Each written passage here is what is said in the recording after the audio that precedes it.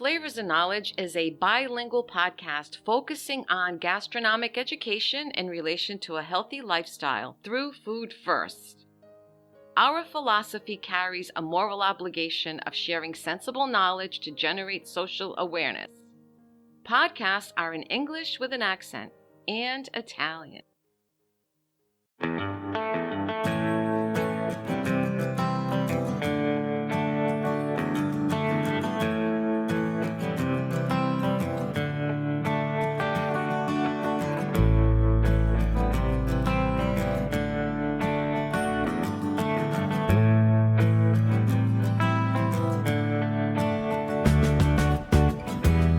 Hello dear friends, welcome back. This is Chef Walter with Flavors and Knowledge.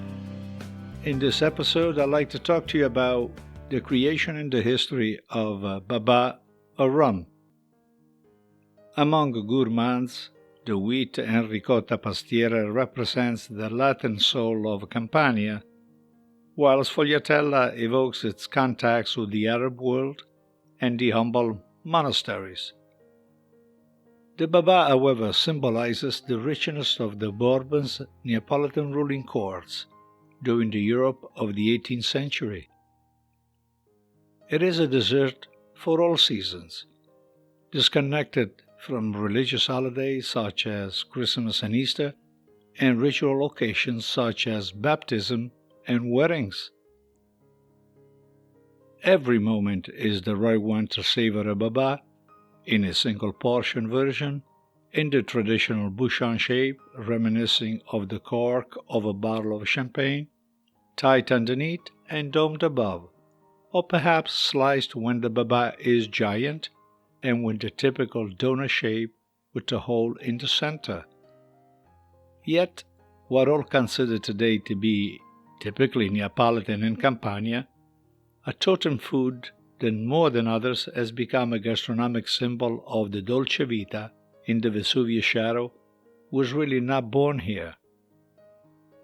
It was invented in the early 18th century by a Polish king, Stanislaw Lecilski.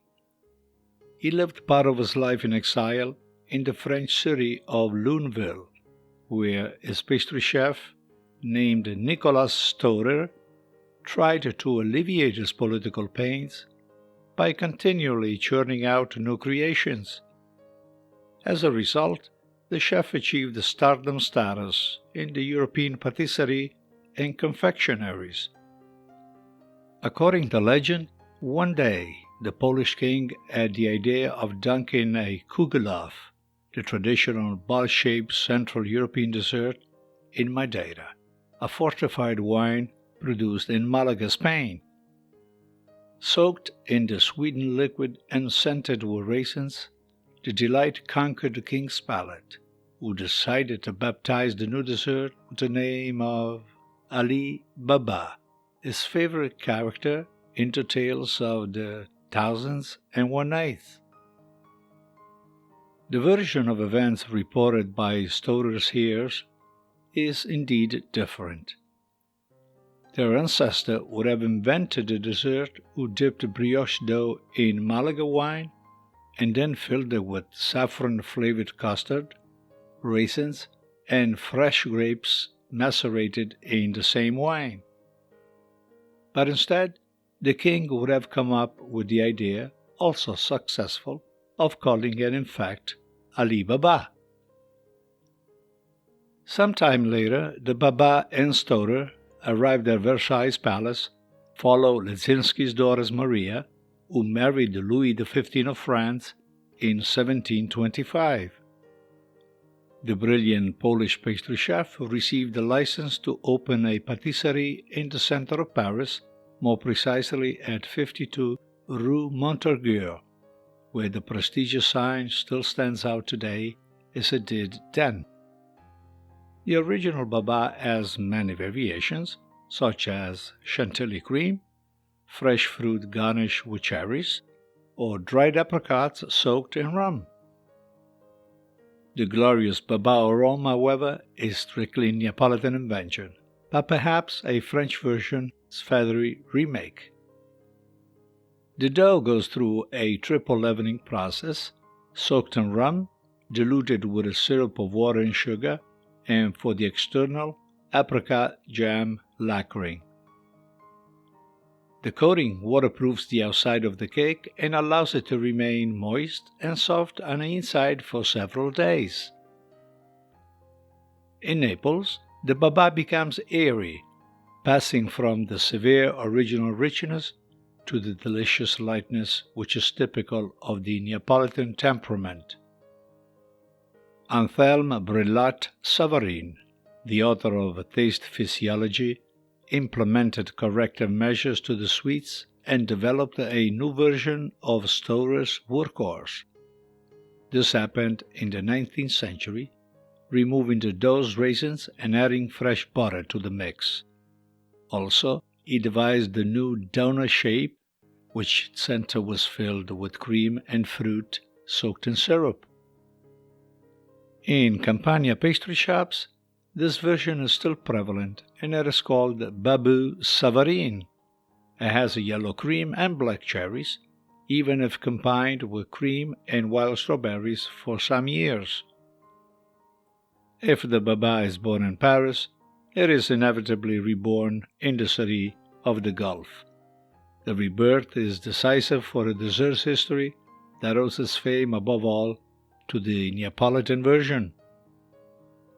The so-called mansou, the French cooks who worked in the Neapolitan aristocratic palaces, were most likely decisive creator of this extraordinary mix between the Neapolitan tradition and French cuisine, vividly recognized in exceptional dishes such as the pâté gâteau and pasta gratinée. In conclusion, dear friends, the babà is nothing but the result of a triple gastronomic alliance between Poland, France, and Naples, which has given this dessert its strong Mediterranean imprint, remaking it in its image and likeness. The result is a masterpiece of the highest patisserie, blending haute cuisine and street flavors and lightness. It is, in fact, the aristocracy's conquest. And that is all for this episode about the history of Baba Au Rum. Please follow Flavors and Knowledge on Anchor.fm or any of your preferred platforms.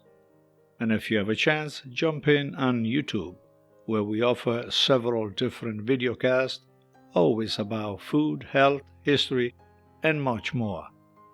And if you attempt to make the Baba Au Rum anytime soon, always keep your eyes on the fire, and I promise we'll reconnect on the next round with another brilliant episode. Stay well, be safe, and cook healthy. Talk to you soon. Ciao, ciao.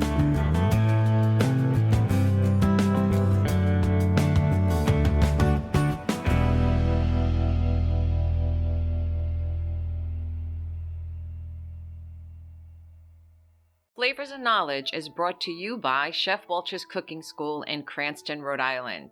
For classes, workshops, events, and programs, please visit our website at chefwalterscookingschool.com. For all other services offered by Chef Walter's Food Group, check out our main website, chefwalter.com.